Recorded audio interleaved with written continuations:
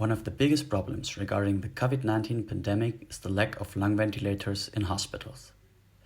Due to the lack of resources and need for a quick reaction time, we decided to solve this problem with a 3D printable ventilator based on an ambubag. Our goal is to use the proven functionality of an ambubag and automate the actuation of the bag, which is until now done manually by medical personnel. The ambubag is placed in the rack and the belt is laid on top of the bag. We use a motor to roll up the belt and apply pressure for deflating the bag. Then we release the belt for the bag to inflate again.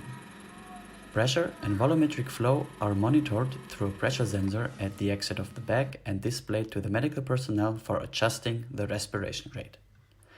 In addition, following benefits make our solution unique. The design is optimized for 3D printing, enabling quick and distributed production. The design is open source and we use worldwide accessible parts to enable every maker to build our design. The ventilator is easy to assemble, requiring no specialized tools. Also, we included safety measures. Pressure, volumetric flow, and CO2 saturation is controlled through top-shelf Infineon sensors and motor drive. You want to help or have questions? Contact us on contact.openvent@gmail.com.